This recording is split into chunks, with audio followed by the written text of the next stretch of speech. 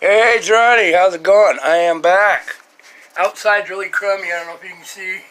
38 degrees, got about 2 inches of rain since the middle of last night. Wind's been averaging still over 40 mile an hour.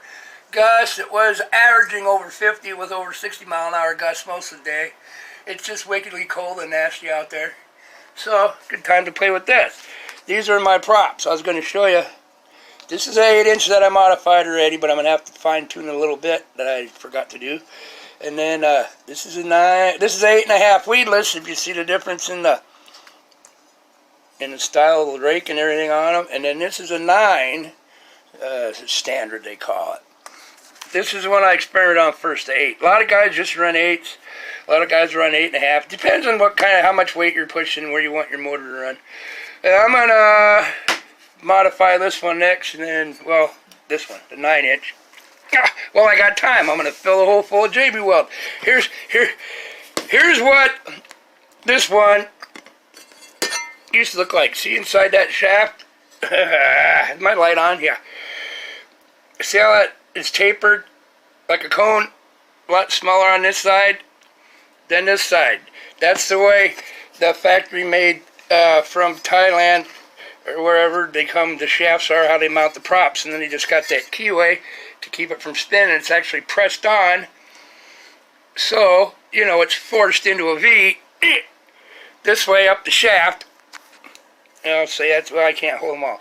This is pushed up the shaft, and it's not thread except right on the endless shaft, and it's cone shaped. So as you force it on, it just gets tight, and then that little keyway hole there keeps it from spinning, and it theoretically, and then it spins this way from the rear of the motor, so that will theoretically, with right-handed threads, keep the nut tight, but they do fall off on those, and they wobble wobble. Now I'm going to show you the specs while I check everything, while I'm doing it different. It's number one, instead of just a straight keyway of that much surface area, I threaded the whole thing inside the middle, okay, after I filled it in. So imagine, if you think it's these threads here, going roundy, roundy, roundy, that is basically a small keyway, okay, that goes into a groove in the threads. But instead of just yay long, straight, this is spiraled around and around and around and around and around and around. If I figured out the exact specs, it's got to be 20 times the surface area of a keyway, except it's spiraled. You know, so that's going to hold a lot more and never strip out before, then a keyway like that will strip a lot quicker. But odds are none of them are going to strip, you're going to break your prop. But now here's a kicker. I checked this one and that one.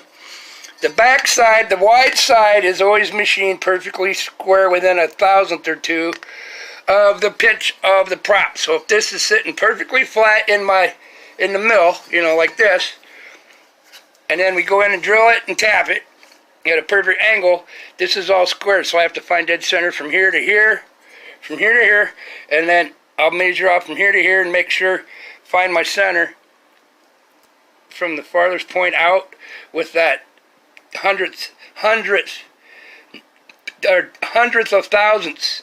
I can get a readout that close, and then split it and find exact dead center distance this way, and then I can go off here and find the dead center this way. So I get it totally dead center. Now, here's the caveat on these props I noticed. Almost 31 of them. To hone them, to bore them, the small hole has to sit, and what they will do after they cast it and they kind of grind it, they will have to turn it upside down on a jig, something that's steel or something. No one set it like this, so it's, and then they have a plunge hone that's a V cone shape that's round and a drill spinning, and they just run it through, and I don't think it'd be a stamp press. They start with a 1/4-inch hole, most of them out of the blank, dead center. But here's the kicker. That's a caveat I run into this one, and this one's going to do the same thing. This side's perfectly flat to the angle of the prop, so it's running totally square. So as long as I have it sitting on perfectly flat on this big side, it's fine. Everything's running perpendicular to this part, this hole right here of the shaft, okay? But now, when they hone these, they got this side perfectly flat when they milled them to match.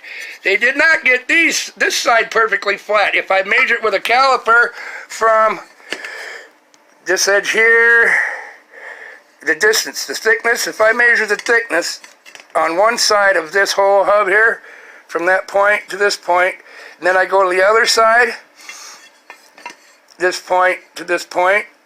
That distance is off by 4, 5, 6 thousandths difference side to side. I know this side is perfectly flat milled correct to the way the prop is made, so that means when they milled this, they got it crooked. It's not perfectly square with the top one. It's cockeyed a little, okay? This one was the same way. This is perfectly square with the blades on the prop like it's supposed to be. This side, you flip it up, it's got an angle. It is not perfectly flat to the blades like the bottom. But the hole is exactly centered because that's where they center it on the jig, okay? But they lay it this way, so here's a kicker. Then instead of it sitting flat when they bore it this way, it's cocked a little bit. And here, I said, I've measured this and all, it's perfectly dead center. That hole is perfectly dead center. And that, all the way through, is perfectly square all the way through to the plane at perpendicular to the plane the prop blades are running, okay? Blah, blah, blah. That hole is perfectly square. So it's going to be running perfectly within 1,000th or 2 of an inch on a perfectly flat plane that shaft is spinning on. Here's the kicker. Look at the back side of this. See something looks a little strange? See how off-center that hole is? Boy, I'm shaky. Too many cups of coffee today. See how off-center that hole is? That is actually the total dead center of that prop all the way through. But if you can see on the left how it's, that JB Weld's a lot thicker, and then over here it's almost touching aluminum. That is because whoever honed it, it was sitting at an angle like this instead of perfectly flat on this end. So they honed it crooked, and that's how far off it would be. So if you would have one of these and a factory style shaft that is just pressed on, instead of this thing spinning perfect in a 90-degree perpendicular plane with that shaft that's turning it, while it's spinning, it'll be doing this. It'll be weeble wobbling like this the whole time. Now, that's going to cause vibration, and that's going to cause cavitation in the water. It's not efficient, but nobody checks them. So there you go. But yeah, that's why I check everything, and this is totally perfectly square, gnat's butt, as we say. And I just forgot, though, I got to take it when I do these other ones and mill it. I have to mill this perfectly flat too, because theoretically, here's my design, and this, make believe this is the end of the shaft coming out that's going to the prop, okay? I'll just show you how it threads on now. Instead of being pressed on, let me try to do this and look through my camera. I'm not going to go any farther because it's too short anyway. See, this will thread through all the way up. I'll probably have a washer in here, a small one, and this will thread all the way up, jam up to that end of the shaft. Then the other part of the shaft will be sticking out of this hole, right there. Then the shaft will be sticking out of that hole with more threads, where I can spin a lock nut on the back end, and I need that flat. I'll show you when I get all of it all put together. That's theoretically how it's going to work. This will be threaded all the way up to here on, and then it's spun on, and it turns counterclockwise, so it'll automatically tighten itself against that. But then I'm going to have another lock nut on the back, and it's going to be squeezing into that, so there won't really be any force on that JB weld in there much of anything anyway once I get it nutted up tight, squeezed together, okay? But there you go. So now I'm going to fill up that other one with JB Weld, and this is my little jig I made. I'll show you how this works. I want to fill it. I said this is a little cockeyed, but it's not going to matter. This end right here, it's a little not square of the world, but the hole is dead center. This is perfectly flat. So when I mill it and drill it, it's going to be sitting on this end. But to fill it up with JB Weld, I want the bigger hole so it all fills in even. So that's why I had to make that little jig. Otherwise, you see how it won't sit flat on anything. This is just a little piece of plastic from Hy-Vee Cottage cheese lids. Yeah, okay? Because JB Weld, if you see, here's a little bit, all those epoxies, this is HDPE, what I'm going to line the bottom of the boat with, basically, but thicker. But this stuff, any of it, it'll stick to metal, but if you watch, if I can do it, it should, yeah, see it pop and peel right off? There's the pieces. just pop right off. JB Weld, any epoxy will not. Well, yeah, it don't stick to that. It's almost impossible to find anything that HDPE will stick to except if you plastic weld HDPE together. High density polyethylene. Yeah, okay. But yeah, that's why I put that so it don't stick to my little jig. Lay this on there. And then you see this hole is going to be a lot smaller than the radius of that. So what I do, I just set it on here like this. Get it all centered up, which I will do here shortly. There, so it'll be centered and sitting on that. So then it's sitting flat like that. Then I take electrical tape, tie down this side tight, wrap it around this side tight, so it just stays perfectly flat like this. And then I fill it full of JB Weld, mix it up in, I use my pill containers. That size there, you mix two of them up, it'll fill up about, yeah, where my thumb's at. And that's just enough. You have a little bit extra to fill the whole hole up in these the way they're made. Okay? So yeah, I just clean that out with alcohol. I took the inside, I scuffed the edges off, made sure all this stuff's flat. Took the inside, roughed it up, because aluminum gets an oxide layer on it, and then JB Weld or anything will not stick to that. And if you weld to it, it don't want to stick either. So you got to go in there and rough it up with a little bit of Scotch-Brite or sandpaper. I took a Scotch-Brite I could get in there far, and then I took my little Dremel and just roughed it up. So it's all nice and neat and shiny, and everything will stick, see? Okay, that's what you got to do.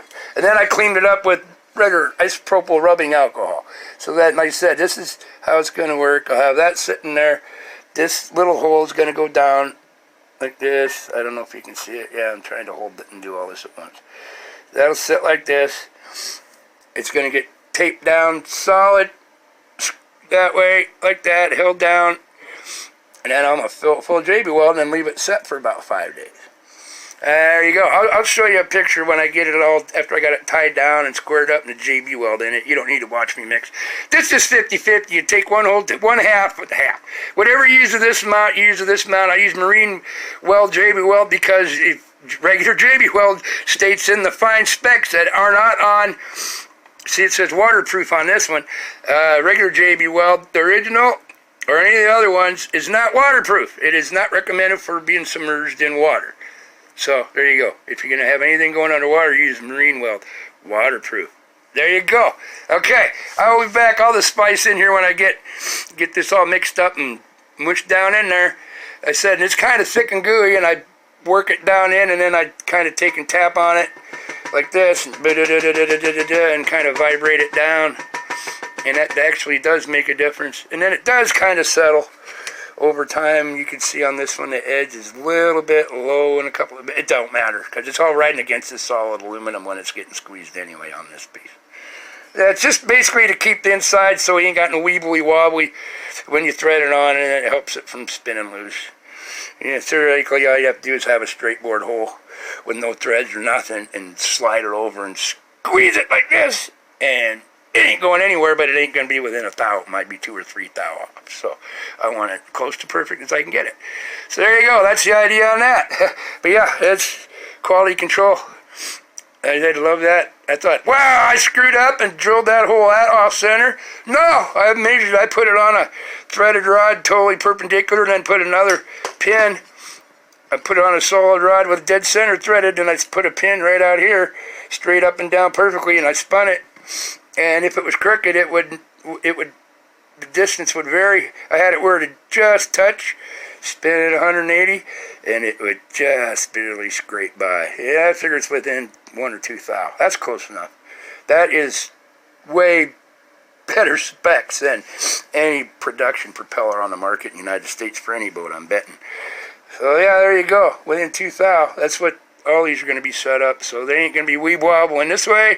They ain't going to be out around this way. When they're on that shaft, they're going to be spinning in a perfect radial pattern, perpendicular to the shaft that is sitting this way, and it's going to be turning this way, and there ain't going to be none of this stuff going on, or any of this stuff going on. Cool breeze, cool breeze. There you go. All right, I'll be back. I'll show you when I got it all mixed up and tied down and ready to leave it for a few days. All right, man. Peace, love. Oh yeah, love. Half a heart. Have a heart. Oh, I hurt my thumb today somehow. I wonder why that was sore. I don't know. I always bang my hands on stuff. But yeah, have a good one. I'll be back in a little bit here. I'll jump cut. Ciao. Hey, it's Drowny. I'm back. Got it all filled up with the JB Weld. I had some left down in there. I said it's like $7.90 for them 2 tubes. I'm going to just let that hang out and stick there. I'm curious. I'm just seeing if that wood will stick, if that JB Weld will pull away from this type of plastic that is not HDPE that this stuff is. So after it sits up for a few days, just to see. Yeah, see, I got it all flowed out nice. You see how it sits up there? It sits on that plastic. Nothing's hitting anywhere. All nice and level, hunky-dory. And I'll let that sit. It says 24 hours. I think I left the other one set 3 days. I'm going to leave it, I don't know, till I got time. Thursday, Friday, Saturday. Not in any hurry. You know, longer it cures, I don't know if it's going to hurt.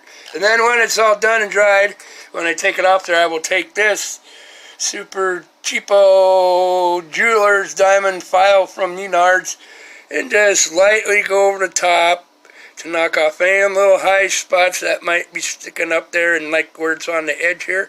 So I have perfectly flat aluminum, but I know that is perfectly square, so I don't want to file on it much and get it out of square. Okay? You never go overboard. I just want to, I'll just run it across and nice and really light and knock off any high spots so it sits perfectly flat on my vise and jig for the vertical mill. And then we will drill a, what is it, 17 30-second hole through first when I find total dead center all the way through. Drill that through. That's what you need for the size of a tap for a 5/8 11 pitch threads, which is 5/8 across and then 11 threads per inch. That's the 5/8 11. But then when I start the tap, I don't move anything in the vise after I drill a hole. Then I take the tap, put it in the mill, and I push it down by hand and turn it by hand just to get it started and work its way in. And keep turning and turning. I will not turn on the power of the machine until I know it's down about yay far and it's cutting straight and square, because that's a long way to cut. That's almost 2 inches there. And you got to have it perfectly square or you're going to be off and it's going to jam up somewhere and screw stuff up. So I start it with, just so it's totally perfectly square, but I don't use any electricity. I just turn it by hand and keep cutting the threads by hand till it gets down a ½ inch or so. Then I take it out of the chuck for the mill, and then I put on my little wrench for the tap wrench, and then I work it, quarter of a turn, back it off a little more, break the chips out, quarter of a turn farther, back, break the chips, keep doing that. Some guys will just take a hook at the mill and just bore straight through. There's nowhere for those chips to go, and it, through steel. I don't chance it. I got time. I'm going to do it right. That's if they're punching holes and like, yeah, just... Not me. I don't do it that way. You're supposed to go just maybe they said a quarter of a turn, maybe a third of a turn, and then you got to back off and break the chip that that tap is cutting into that steel or aluminum or whatever, so it don't chunk. Yeah, but some guys will just straight down. They don't care. Me, I'm do it the way you're supposed to. There you go. I'll show you when I get this one milled too. Like I said, I know this is flat. I'm going to mill that so it's totally flat, perpendicular to each other, parallel on the ends, and I'll have to do that with that 8-incher. I forgot. I'll take it along and just mill that top piece out nice and flat. So when it's between the 2 bolts, the 2 nuts, they hit totally flush and not cockeyed on against the edge on the prop, Just fine little hand touches. Master craftsman stuff. If you can make it close to perfect as you can, do it. Here you go, man. Peace, love, have a heart. I'm holding my phone, I only got half a heart. It's just starting to get dark out now because the time changed. I don't know what time it is now. 7:30 instead of 6:30, I suppose. Oh, yeah. But there you go. Daylight, but now I'll be driving to work in the dark. And it's supposed to be a chance of snow, and this rain turned to snow and ice and crap by morning. So, yeah, and 2 inches of rain on the sloppy roads. It'll be fun. I might have to take my pickup. We'll see. I'll look out in the morning. Might have to take the little Kia car. But if it's too crummy, yeah, I'll take the 4-wheel drive just to be safe. Yeah, I'll be cool. And I said, don't believe anybody that says you can't, or you're goofy, or you get your ideas, build them, try them out. Like I said, if this didn't work, I was only going to ruin one prop, then I was going to just fill the whole thing with aluminum welder shut and then drill it, which I theoretically wouldn't even have to do. I could just drill straight through and it'll work, but I want it this way, not this way. I don't want just okay, I want it perfect. There you go, man. All right, y'all have a good one. Love you. Take care. As I said, don't be cowering in a corner. You think it, make it happen, do it. Just don't hide. Go out and be you. And the masses say you shouldn't. Who cares? Instead, what the masses think of you has nothing to do with who you are inside. Take care, man. Love you always. Ciao. Thanks.